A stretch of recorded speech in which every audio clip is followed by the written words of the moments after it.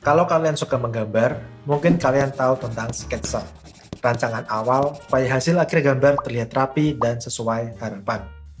Tanpa sketsa, mungkin gambar kalian akan terlihat kurang seimbang, berantakan, dan tidak terkonsep. Nah, dalam dunia UI UX pun juga demikian. Tim harus membuat sketsa dulu sebelum dikembangkan menjadi produk akhir yang digunakan user. Kita akan bahas caranya, tapi sebelumnya, intro dulu.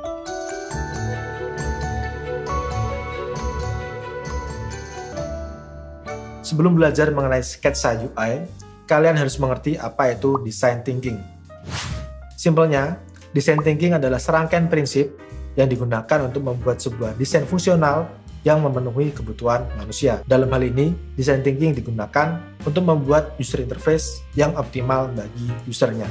Ada 5 tahapan design thinking, yaitu empathize, define, ideate, prototype, dan test. Mari kita bahas satu persatu. Yang pertama, empathize. UI dan UX designer harus mempunyai pemahaman masalah yang dihadapi user secara empatik. Tujuannya agar tim bisa dengan tepat mengumpulkan data masalah user tanpa terlalu banyak berasumsi. Pemahaman masalah bisa dilakukan dengan riset. Bagaimana risetnya? Kalian bisa tonton di video yang satu ini. Lalu lanjut ke proses define. Nah, hasil riset tadi disajikan dan dianalisis untuk menemukan masalah inti yang perlu diperbaiki. Metode yang bisa digunakan adalah empathy mapping, seperti yang sudah kita bahas di video sebelumnya. Biar lebih mudah, coba gunakan pertanyaan ini sebagai panduan setelah mengumpulkan datanya. Kesulitan apa yang dihadapi oleh user? Apakah ada pola tertentu pada perilaku user? Atau bagaimana skala prioritas masalah yang harus diselesaikan? Setelah berhasil menganalisis masalah, lanjut ke proses ideate. Dalam tahap ini, tim UI dan UX designer saling bertukar pikiran untuk menyelesaikan masalah yang ada.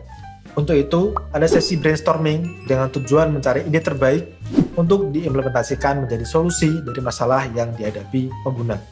Selesai dari situ, masuk tahap prototype. Solusi-solusi yang sudah dipilih diimplementasikan menjadi produk uji coba. Tim akan memastikan solusi yang terbaik berdasarkan uji coba internal atau orang di luar proyek yang sebelumnya sudah dipilih. Terakhir, masuk ke tahap tes. Pada bagian ini, semua informasi yang didapat dari rangkaian proses sebelumnya disimpulkan untuk dibuat satu produk uji coba tahap akhir.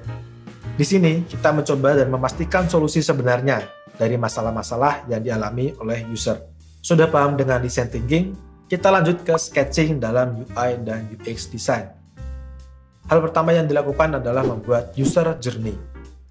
User journey adalah sekumpulan skenario mengenai langkah-langkah yang akan dilewati oleh user saat akan melakukan suatu tugas. Pada tahap awal, bisa fokus dulu pada happy flow.